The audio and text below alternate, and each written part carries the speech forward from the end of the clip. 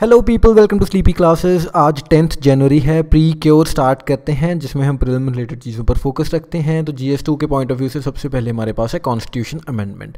तो constitution amendment के बारे में जो चीज़ें दी हुई हैं हमारे कॉन्स्टिट्यूशन में वो है पार्ट 2020 एंड आर्टिकल 368 क्लॉज 2 कहता है कि अगर कॉन्स्टिट्यूशन में कोई अमेंडमेंट करनी है तो हर जो हमारा हाउस है पार्लियामेंट का, यानी जो दोनों हाउसेस हैं Rajya Sabha as well as Lok Sabha, दोनों में majority of total membership of that house present and voting, तो ये कंडीशन होनी चाहिए, यानी कि 50% प्लस जो प्रेजेंट एंड वोटिंग है उनकी मेजॉरिटी। तो ये क्लॉज है जो बताता है कि इतनी अगर मेजॉरिटी से कोई बिल पास होगा तभी जाकर कहीं जो माना जाएगा वो कॉन्स्टिट्यूशन अमेंडमेंट के लिए वैलिड। ठीक है, तो दो तरीके और हैं कॉन्स्टिट्यूशन को अमेंड करने के लिए। ये तो स्पेशल मेजॉरिटी वाला क्लॉज होगा। तो बेसिकली तीन चीज़ें हैं हमारे पास। या तो हम सिंपल मेजॉरिटी से कई चीज़ें ऐसी हैं कॉन्स्टिट्यूशन में गिवन जिनको सिंपल मेजॉरिटी से अमेंड किया जा सकता है, एंड उसके बाद कुछ ऐसी चीज़ें हैं जिनको स्पेशल मेजॉरिटी से किया जा सकता है, एंड कुछ ऐसी चीज़ें हैं जिनको स्पेशल मेजॉरिटी के ऊपर हमें स्टेट से भी रेटिफाई करवाना पड़ता है। तो जो हमारी लक्ष्मीकांत वाली बुक है Indian polity by M Laxmikanth, तो उसका जो चैप्टर है अमेंडमेंट इन द कॉन्स्टिट्यूशन, उसमें हम देख सकते हैं कि कैसे उन्होंने वेरियस चीज़ों को लिस्ट किया हुआ है। हर चीज़ को जैसे भी वो अमेंड हो सकती है वैसे वहाँ पर कैटेगराइज किया हुआ है, तो आप वहाँ से रेफ़र कर सकते हैं इस चीज़ को। ठीक है जी, जैसे special majority plus ratification by states में आती हैं, हमारा आर्टिकल 54 है, 55, 73, chapter 4 of part 5, chapter 5 of part 6 and chapter 1 of part 11। तो एंड मोर ओवर जो भी कुछ लिस्ट में गिवन है इन द 7th शेड्यूल, तो वो सब चीज़ें, तो अगर आप थोड़ा और डिटेल में देखना चाहें तो आप वहाँ पर देख सकते हैं। ठीक है जी, एंड इसके बाद अगर हमारा पार्लियामेंट चाहता है कि वो basic structure of the constitution को अमेंड कर दे या कोई भी ऐसी प्रोविज़न जो बेसिक स्ट्रक्चर में गिवन है, तो वो पॉसिबल नहीं है, क्योंकि जुडिशरी ने इनोवेटिवली एक कुछ ऐसी चीज़ें लिख दी हैं हमारे बेसिक स्ट्रक्चर, जो मूल ढांचा है हमारे कॉन्स्टिट्यूशन का, उसमें कि अगर इनको बदल दिया then we are changing the spirit of the constitution, इसलिए वो चीज़ें अमेंडेबल नहीं हैं। तो इसलिए जुडिशियल स्क्रूटनी होती है जब, तो जुडिशरी कैन स्ट्रक डाउन, जैसे जुडिशरी ने एनजैक के केस में किया, जो नेशनल जुडिशियल अपॉइंटमेंट्स कमीशन बनाने की बात की जा रही थी। तो जुडिशरी सेड कि ये जो हमारा बेसिक स्ट्रक्चर है उसके अगेंस्ट है चीज़, एंड इसीलिए उन्होंने इस कॉन्स्टिट्यूशन अमेंडमेंट एक्ट को स्ट्रक डाउन कर दिया था। एंड जैसे कुछ और चीज़ें हैं, election of president, supreme court and high court से रिलेटेड कुछ, या फिर representation of states in parliament, या डिस्ट्रीब्यूशन करनी है लेजिस्लेटिव पावर्स की between the union and states, या फिर एग्जीक्यूटिव पावर की डिस्ट्रीब्यूशन है, उनका एक्सटेंट है।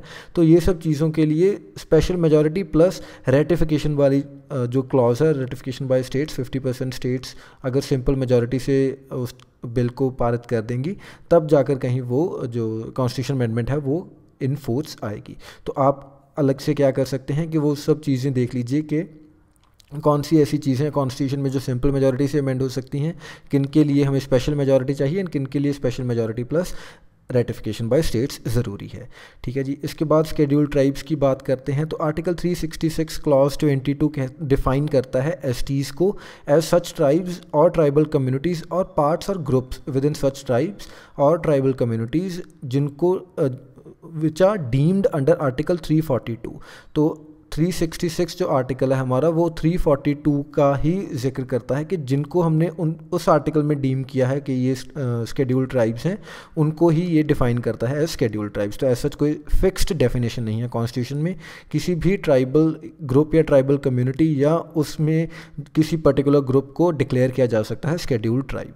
तो आर्टिकल 342 की अगर हम बात करें तो इसमें गिवन है कि जो हमारे प्रेसिडेंट हैं वो स्टेट या यूटी की गवर्नमेंट से या बेसिकली उनके जो गवर्नर हैं उनसे कंसल्ट करेंगे, एंड फिर एक पब्लिक नोटिफिकेशन आएगी जो बताएगी कि दीज ग्रुप्स और ट्राइबल कम्युनिटीज़ और tribes are the part of the scheduled tribe. ठीक है जी, तो बेसिकली जो भी उस चीज़ में लिखी उस नोटिफिकेशन में ट्राइब्स का नाम आ जाएगा वो बन जाएंगी स्केड्यूल्ड ट्राइब्स के, these are given in this schedule. ठीक है जी, एंड इसके बाद जो पार्लियामेंट है, हाँ, एक बार जो नोटिफिकेशन आ गई तो उसके बाद प्रेसिडेंट का रोल ख़त्म हो जाता है, एंड अब अगर उस लिस्ट में, उस नोटिफिकेशन वाली जो लिस्ट है जिसमें वेरियस ट्राइब्स लिस्टेड आउट हैं प्रेसिडेंट द्वारा, अगर उनमें कुछ फेरबदल करना है, कुछ चीज़ें इंक्लूड करनी है, कुछ एक्सक्लूड करना है, तो अब हमारा प्रेसिडेंट कुछ नहीं कर सकता, पार्लियामेंट के पास पावर है कि वो इस चीज़ को अमेंड करे, ठीक है जी। एंड जो क्राइटेरिया है कि किनको स्केड्यूल्ड ट्राइब्स बोला जाएगा या कैसे लिस्ट किया जाएगा, तो वो कॉन्स्टिट्यूशन में नहीं गिवन।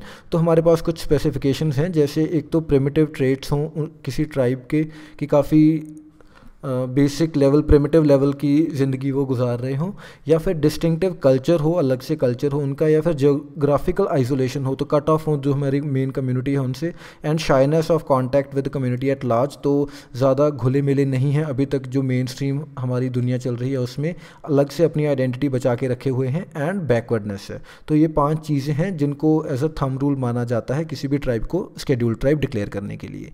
इसके बाद हमारे पास रायसीना डायलॉग है। तो ये एक मल्टीलेटरल कॉन्फ्रेंस है which is committed to addressing the challenges faced by global community. तो जो ग्लोबल कम्युनिटी है उनको जो भी चैलेंजेस आ रहे हैं या आने वाले हैं, तो बेसिकली उनके ऊपर ये कॉन्फ्रेंस है। एंड इसको होस्ट करते हैं हमारे ऑब्जर्वर रिसर्च फाउंडेशन एंड जो गवर्नमेंट ऑफ इंडिया के under ministry of external affairs है वो। तो ये एक थिंक टैंक है, observer research foundation along with ministry of external affairs, ये इस डायलॉग को होस्ट करते हैं इंडिया में। And the dialogue is structured as a multi stakeholder cross sectoral discussion. तो ना तो एक किसी पर्टिकुलर सेक्टर से है, ना ही किसी पर्टिकुलर ग्रुप से है, तो इसमें वेरियस जो गवर्नमेंट के रिप्रेजेंटेटिव्स हैं वो भी आते हैं, मीडिया आता है, एकेडमिशियंस जो हैं वो आते हैं, एज वेल एज जो प्राइवेट सेक्टर के एग्जेक्टिव्स हैं वो सब पार्टिसिपेट करते हैं इसमें। एंड इसी के पैरेलल एक और चीज़ है गेटवे ऑफ इंडिया डायलॉग। तो इसको को होस्ट करता है gateway house and ministry of external affairs. तो दोनों में ministry of external affairs is common, and ये इंडिया का एक प्रीमियर जियो इकोनॉमिक कॉन्फ्रेंस है। तो this is basically related to economics या जियो इकोनॉमिक्स के जो इंडिया के अराउंड इकोनॉमिक एक्टिविटीज़ हैं उनके ऊपर इसका थोड़ा ज़्यादा फोकस है। लेकिन जो रायसीना डायलॉग है ये एक multi sectoral and multi stakeholder dialogue है। तो आई होप आपको दोनों के बारे में थोड़ा थोड़ा पता चल गया होगा। इसके बाद GS3 के पॉइंट ऑफ व्यू से हमारे पास है टर्म्स रिलेटेड टू NPAs। तो NPAs काफ़ी फ्रीक्वेंटली न्यूज़ में रहते हैं। तो सबसे पहले हमारे पास है सब स्टैंडर्ड एसेट। तो सब स्टैंडर्ड एसेट उसको बोला जाता है अगर किसी एसेट को आज हमने NPA घोषित कर दिया एंड आज से लेकर अगले 12 मंथ तक वो NPA ही रहा, उसमें कोई रिकवरी का या कुछ ऐसा कलेक्शन का हमारे पास कोई प्रावधान नहीं बना, तो हम उसको सब स्टैंडर्ड एसेट घोषित कर देंगे। इसमें बेसिकली होता क्या है कि बैंक के कॉन्टेक्स्ट में ये पॉसिबिलिटी है कि लॉस हो सकता है या डेफिशिएंसी हो सकती है, ये एसेट ख़राब हो सकता है अगर कोई ऐसा करेक्टिव एक्शन नहीं लिया तो। इसके बाद जो अगली स्टेज आती है दैट इज़ डाउटफुल एसेट। तो अगर मैं यहाँ से एसेट, ये सपोजिटली एसेट है हमारा, अब चीज़ें गुजरी, 12 मंथ गुजर गए, 12 महीने बाद भी कोई रिकवरी नहीं हुई, तो हमने इसको बोल दिया सब स्टैंडर्ड एसेट। तो basically which has remain for a period of less than और इक्वल टू 12 मंथ्स। तो अभी तक इस दौरान ये सब स्टैंडर्ड एसेट रहा है इतने टाइम के दौरान, ठीक है जी। तो यहाँ पर नहीं, दिस शुड बी हेयर सब स्टैंडर्ड एसेट। इसके बाद अगर और 12 मंथ गुजर जाएं तो हम इसको, अब ये डाउटफुल एसेट के दायरे में आ गया। तो इस पीरियड में, ये जो पीरियड है 12 मंथ का, यहाँ पर इसको डाउटफुल एसेट बोलना स्टार्ट कर देंगे। तो बेसिकली अगर जिस दिन से एसेट को NPA डिक्लेयर किया उसके 24 मंथ्स के बाद उसको डाउटफुल डिक्लेयर किया जाता है। एंड यहाँ पर जो कलेक्शन या लिक्विडेशन की बात है वो काफ़ी ज़्यादा क्वेश्चनेबल है एंड इम्प्रॉबेबल है। तो ऐसा लग नहीं रहा कि अब इसके बाद जो एसेट है वो रिकवर कर पाएगा। एंड अगर यहाँ तक रिकवर नहीं कर पाता तो 24 मंथ्स के बाद अब उसको फिर लॉस एसेट डिक्लेयर कर दिया जाएगा कि जो बैंकर्स हैं या जो RBI है या ऑडिटर्स हैं जो हैं, उन्होंने बेसिकली मान लिया कि अब ये लॉस हो चुका है एंड जो रिकवरी के चांसेस हैं there are very minimal. And अभी भी लेकिन जो लॉस एसेट में एंड जो दूसरे एसेट्स जो हमारे रिटर्न ऑफ एसेट्स होते हैं उनमें फ़र्क क्या है कि अभी भी ये बैंक्स की बुक्स में है। जो लॉस एसेट है this is still in the books of the bank, तो वहाँ पर शो करेगा। लेकिन जो एक आपने टर्म सुनी होगी रिटर्न ऑफ एसेट्स, तो वो बेसिकली होते हैं कि बैंक्स ने मान लिया कि ये असेट ख़त्म हो गया, यहाँ पर फिर भी लॉस असेट में कुछ चांसेस हैं, मिनिमल चांसेस हैं कि शायद रिकवरी हो जाए, लेकिन जब राइट ऑफ कर दिया जाता है तो बैंक मान लेता है कि अभी रिकवरी के चांसेस ख़त्म हो गए हैं बिल्कुल। लेकिन फिर भी जो ध्यान रखने वाली बात है कि चाहे वो रिटर्न ऑफ असेट ही हो तो it is just erased from the books of the bank and not from its memory. तो फिर भी बैंक परस्यू करता रहेगा कि जो पैसे हमारे वापस दो। तो ऐसा नहीं कि बैंक उस पैसे को छोड़ देगा, रिकवरी के लिए वो अफेक्ट्स करता रहेगा, लेकिन बुक्स में अब शो होना बंद हो जाएगा जो रिटर्न ऑफ असेट्स हैं उनके केस में। ठीक है जी। इसके बाद है यूनिवर्सल बेसिक इनकम। तो ये एक पीरियोडिक कैश पेमेंट है जो कि अनकंडीशनल है। तो इसके रिटर्न में आप गवर्नमेंट को कुछ सर्विस नहीं दे रहे, लेकिन फिर भी गवर्नमेंट आपको सिटीज़न होने के नाते ही कुछ पैसे दे रही है आपके अकाउंट में। Derive to all on an individual basis without means test of work requirement. तो कोई ऐसी वर्क रिक्वायरमेंट नहीं, कुछ भी नहीं, just you are a citizen of a country and आपको कुछ पैसे मिल रहे हैं अपना कुछ बेसिक चीज़ें खाने पीने या मेंटेन करने के लिए। तो that is universal basic income. And इसमें कोई एक्सक्लूजन नहीं है, तो हर सिटीज़न को मिलेंगे। Every citizen is entitled regardless of differences in social और इकोनॉमिक पोजीशंस। तो आपकी सोशल या इकोनॉमिक पोजीशन कोई मैटर नहीं करती, आपको कुछ पैसे देने हैं सरकार ने। तो इसमें बेसिकली अचीव क्या हो रहा है कि जो गवर्नमेंट है वो पहले क्या करती थी कि सर्विस डिलीवरी पर उसका फोकस होता था कि आपको सब्सिडीज़ दे दी, चीज़ें सस्ती प्रोवाइड करवा दी कि ताकि सभी लोगों तक चीज़ें पहुंचती रहें जो नहीं अफोर्ड कर सकते।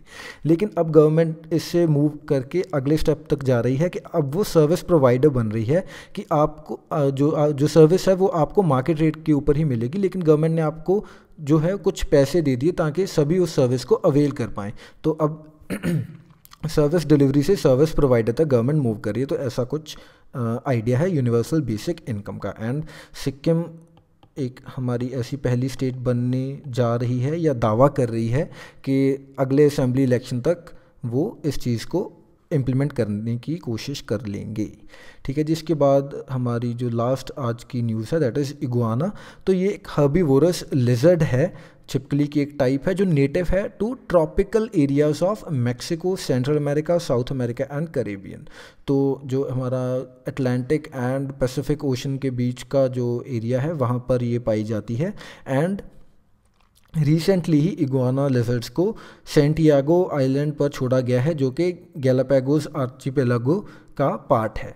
एंड ये जो आर्चिपेलागो है वो क्यों इम्पॉर्टेंट है, क्योंकि यहाँ पर 1835 के अराउंड चार्ल्स डार्विन आए थे जिन्होंने अपनी बाद में जो एवोल्यूशन ऑफ स्पीशीज़ वाली थ्योरी जो है वो यहीं पर बेसिकली उसका काम स्टार्ट हुआ था। एंड ये जो आर्चिपेलागो है it is situated in the Pacific ocean and ये एक United nation world heritage site है। तो इस चीज़ को ध्यान में रखना है। एंड एक जो और इम्पॉर्टेंट बात है कि ये आर्चिपेलागो दोनों in the northern as well as in the southern hemisphere फैला हुआ है, जो मैं आपको आगे पिक्चर में दिखाता हूँ। तो बेसिकली ये जो लिजर्ड्स थे दे वैनिश्ड नियरली 200 ईयर्स अगो। तो 1835 में लास्ट रिकॉर्ड इनका चार्ल्स डार्विन ने ही किया एंड उसके बाद ये वहाँ से ख़त्म हो गए and due to some invasive species. तो इन्वेजिव स्पीशीज़ का हमने कल भी जिक्र किया था अपने इसी वीडियो में, तो दोबारा से आ गया है। तो जो मेजर इन्वेजिव स्पीशीज़ हैं अलग अलग जगह पर, उनके बारे में आप थोड़ा पढ़ सकते हैं जो फ्रीक्वेंटली न्यूज़ में भी आ रही हैं। ये स्पेशली इंडिया के केस में कौन कौन से स्पीशीज़ हैं जिनको इन्वेजिव डिक्लेयर कर दिया गया है, तो इसका तो आप एक छोटा सा चार्ट या शुड से लिस्ट बना ही लीजिए। ठीक है जी। तो ये हमारी इगुआना लिजर्ड है, काफ़ी ख़तरनाक एंड हर्बीवोरस ऑल्दो। एंड ये रहा हमारा आर्चिपेलागो जो गैलापागोस आर्चिपेलागो है। तो यहाँ पर कुछ इंपॉर्टेंट आइलैंड्स हैं जैसे सेंटा क्रूज है एंड और मुझे कोई दिख नहीं रहा। सो एनीवे तो अब हाँ, एक जो और इम्पॉर्टेंट बात है, it is this archipelago is a part of Ecuador. जो एक्वाडोर कंट्री है हमारी, आई फॉरगॉट द स्पेलिंग्स जो भी, तो जो साउथ अमेरिकन कंट्री है उसका ये पार्ट है। So that is all for today. Thank you for watching. मिलते हैं कल। Bye bye.